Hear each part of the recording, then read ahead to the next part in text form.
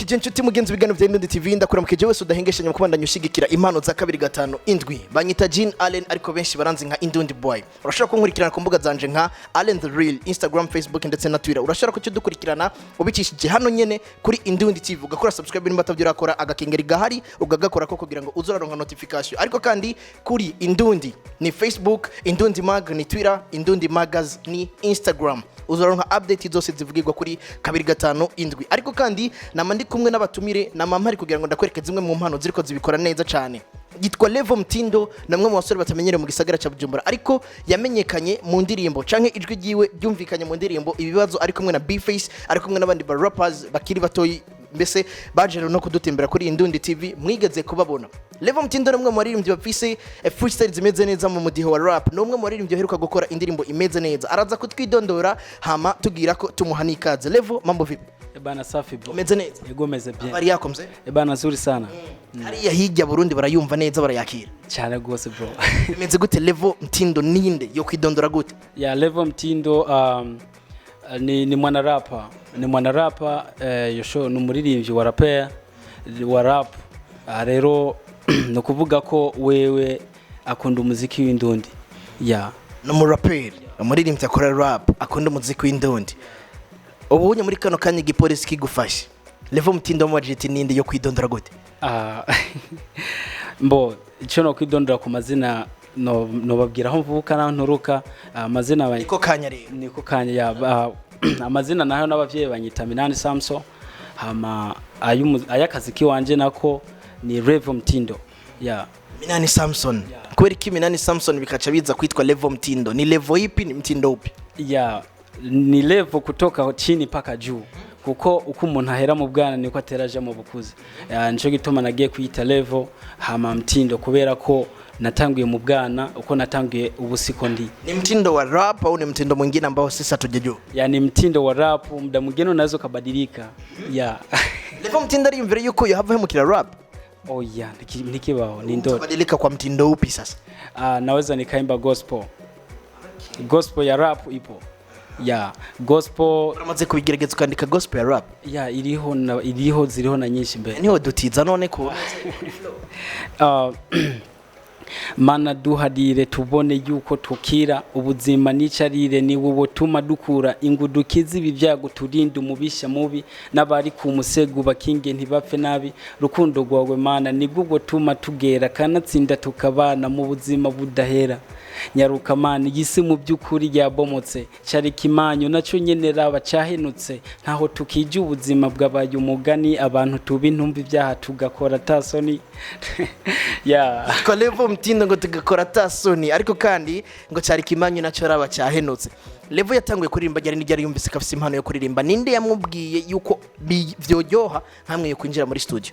Vraiment abagenzi nibo bambwiye yuko uti man talent yawe irakwiye genda muri studio yigaragaza kuko je nari umuntu nakunda kwandika cyane hama nkugera nkaririmba flow kenshi turi kumwe n'abajama turi score ugasanga mu mandirimba no kuvuga score bari banzi yuko ndumuririmbyi ariko abagenzi bagize ati genda muri studio hama ugaragaza impano yawe. Ubwawe ni ryari watanguye kumva yo kumengo kuririmba no bikora ni ryari wewe wiyumvisemwe impano bwawe kuko banza kucyumvamwe amabandi bakabibona? Ya, je natanguye kuvyiyumvamo 2015. No natanguye kuvyumvise imyaka ingahe ico gihe? Ico gihe nari fita imyaka nari mu 19 uko. Ya rero maze gushika iyo maze gutangura kuvyiyumvamo 2017 no nagiye muri studio ndirimba indirimbo ya mbere yitwa Bavyeyi. Ya. Yari imeze gute uducishiriza ko Muraperi gari yerekana ntiyivuga ntiyisigura? Niko bimeze.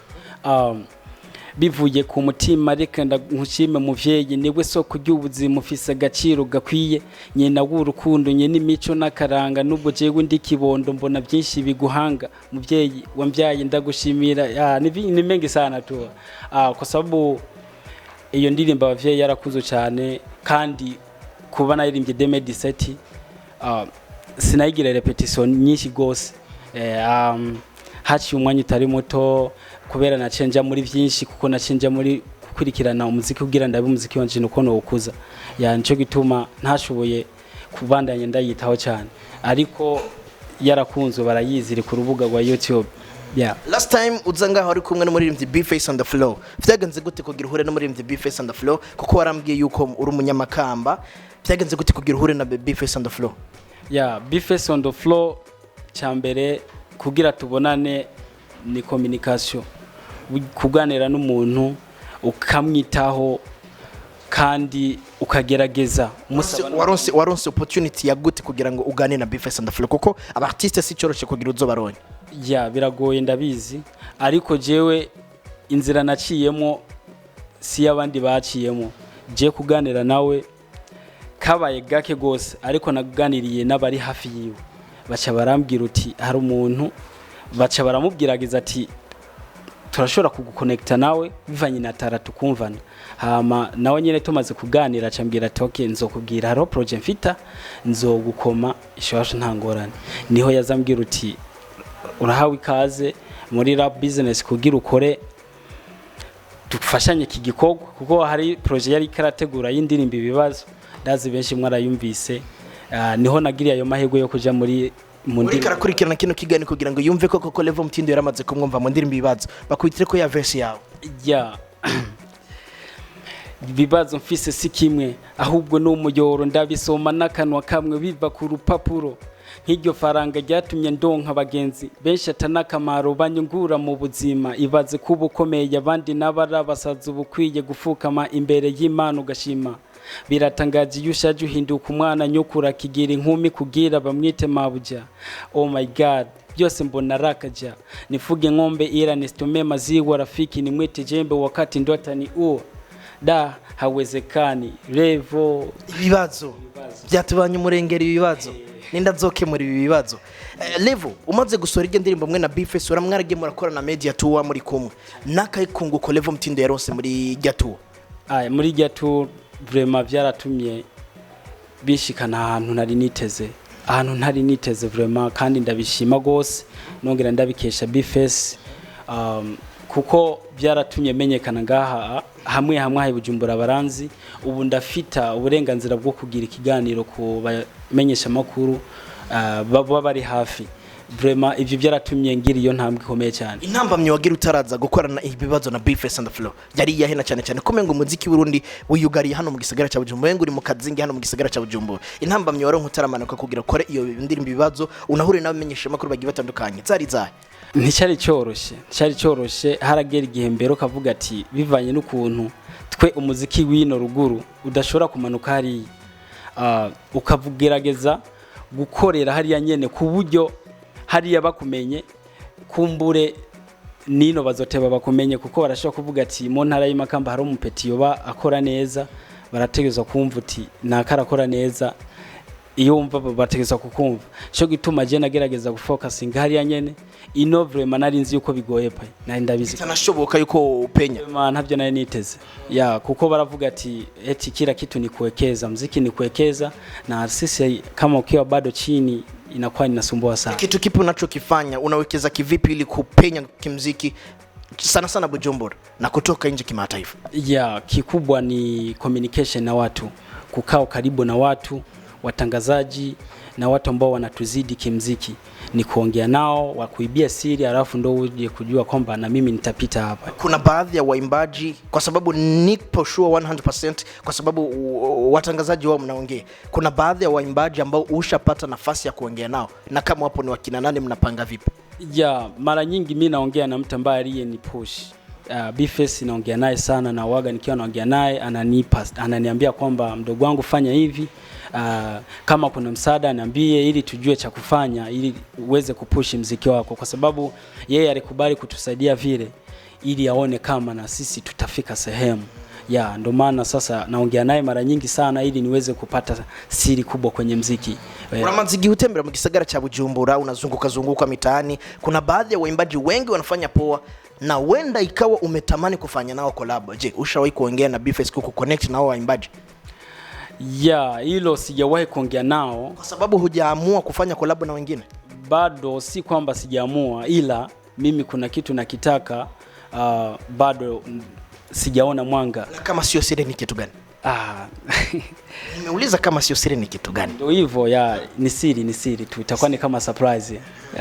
Levo Mtindo numwe mu baririmbyi ariko arakora kandi bifuza gushika bifuza kugira aho bavuye nkuko yavuye Makamba kaza gakora umuziki ugashika Bujumbura ukavuzwa ku mateleviziyo agiye atandukanye ukavuzwa ku masamiriza agiye atandukanye uno musi urakeneye gukora kugira ngo ushike ku rugero abandi bumva bashitseko gushika bifuza kwa mama international uriko ukora iki kugira ngo utangaze umuziki wawe n'umunyagihugu atarumva Levo Mtindo amenye Levo Mtindo nico akora niyo yifuza gushikana message?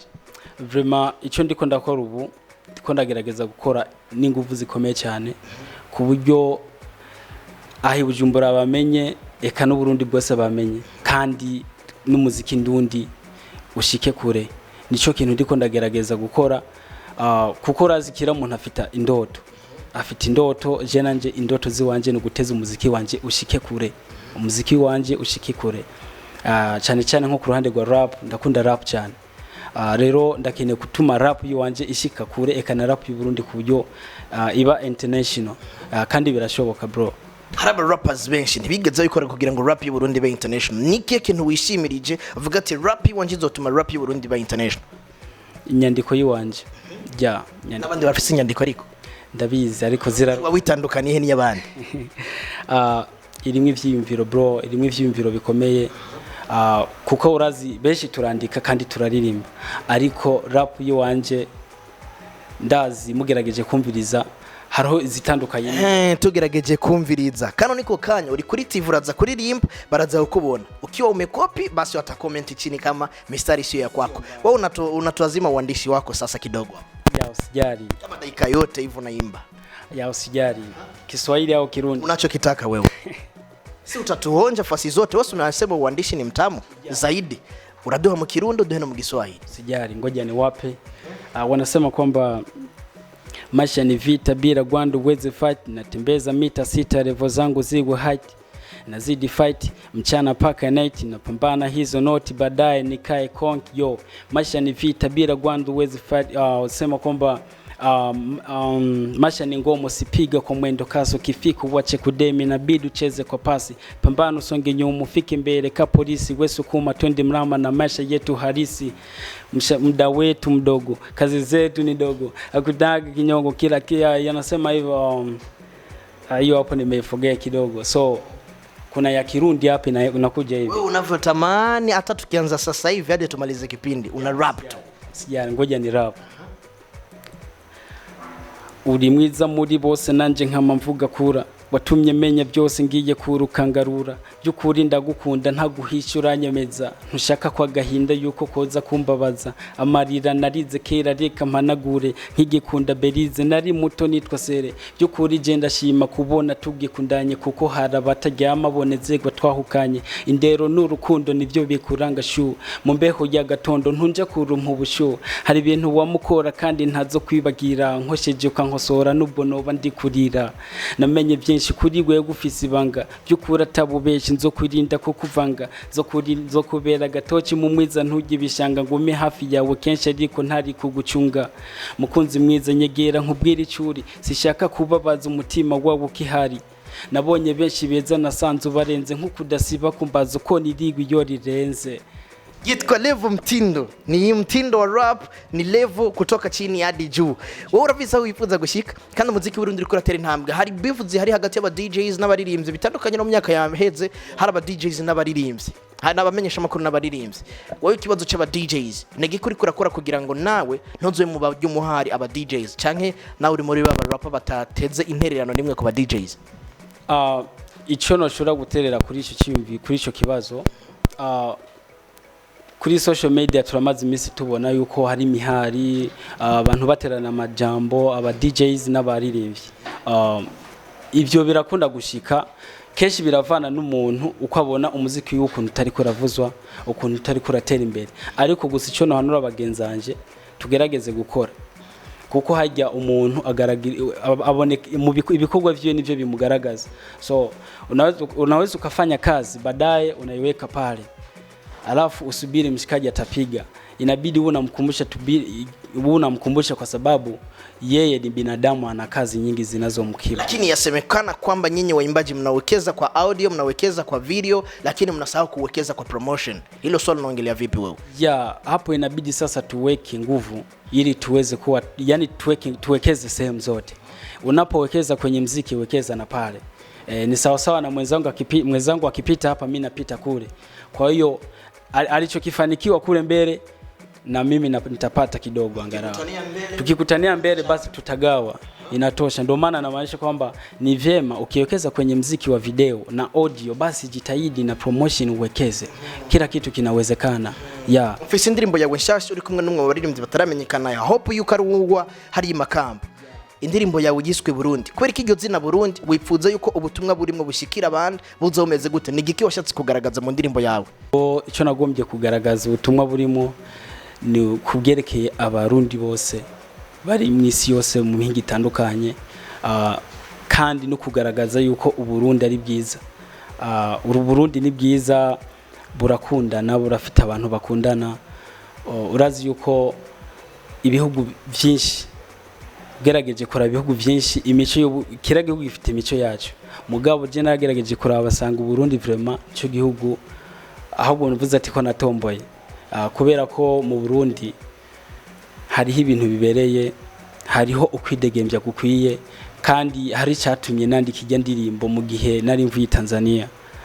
Cyaratumye nandika ijya ndirimbo, ngize ati indirimbo ntegezo kuyandika ku buryo izobera message n'abandi nabo nyene babone yuko kwera ico navuze atari ubeshi, kuko naragaragaje yuko mu Burundi atangenze zimiriwe. Umuntu wari wese ahashitse ari degembya vraiment, aridegembya, umukongomani, umutanzania, eka n'abanyarwanda bose urumva bose baridegembya, n'abazungu bose bakaza tukidegembya. Ni umuntu ataragerageza gukurikirana ibikorwa vya Level Mtindo na cyane cyane indirimbo nko bari kubibona hano kuri screen zacu, yoja gukurikirana iki nihe message yoja gukurikirana, wipfuza ka gushigikira guta gukuraho gashika hehe? Views yiwe canke support yiwe yo gufasha iki wewe? Ico no musaba nuko ahubwo yokunda ibikorwa byanje, gakunda n'ivy'abandi. Tukamenyera gukunda ivy'iwacu, ku buryo umuntu akoze igikorwa akaronka support, kandi tukamenyera kuvugisha ukuri, kubera hari ikindi kintu gikunda kutunanira. Ugasanga umuntu yakoze nabi, ntumubwiye uti aha wagenjeje uko, mubwiza ukuri nawe nyene arasubira inyuma, nubwo ababara ariko aremera akikosora, kandi ni ikintu azokora mu nyuma kizoza kiri international. Rero tumenyere gufashanya no gukundana mu bikorwa. Kuko nkoze igikorwa kiratuma ntera imbere, niyavuga ati bana wewe wakoze ukunuko gatora link yiwanje kayihe umugenza wanje utumviriza, kwere kabisa ibyo bintu biratuma dutera imbere kandi tugira n'intege, tubana inguvu zo gukora cyane. Level Mtindo, sina mengi lakini naweza nikakushukuru kwa wakati wako. Labda wenda na kesho au kesho kutwa tukikuita utakuja, au sisi tukiamua tutakukuta Makamba, au si? Asante, karibu sana brother. Ni ikintu kiri Makamba cyava kinkwega kujayo. Makamba hari byinshi bro, hari byinshi. Icyo gukwega hari yakwa uri muri zanzira agakeke gahari cyangwa ucibanza kuduga zanzira tutaronka agakeke ningo uca hagiye ntara agakeke bro. Nyanzarake mabanda canke mu Giswahili? Nyanzarake amucudugi Makamba, ucinyanzarake noneho ni hafi cyane. Nyanza Level genda gushimira. Urakoze cyane kandi ndakwipfuriza gutera imbere na cyane cyane. Asante sana bro, urakoze gose. Nanje ndifuza yuko mwoza murantera intege mumfata mu mugongo byofasha gose. Ego vraiment. Reka genda gushimire mu cyubahiro cyawe, yitwa Marcelin HD. Urashobora kumukurikirana kuri Instagram kugira ngo urabe ibikorwa byiwe. Ushimye muhamagare kugira ngo agukore ibikorwa bimeze neza cyane, kuko numwe mu bakozi kandi bitanga bakora neza ibyo bazi. Ariko kandi je nitwa Allen the Real, nta menshi mfise yo kuvuga uretse gukurikirana Indundi TV. Wakiziosha nyota we zidi ibada, wakiziba huko kushoto pita kulia ni sawa, lakini tukishindwa kulia tutapita kulia, pote tutafanikiwa. Mwenyezi Mungu kimweka mbele kila kitu kitaenda sawa. Subscribe then utie like na share, vyote vitawa sawa. Jablis.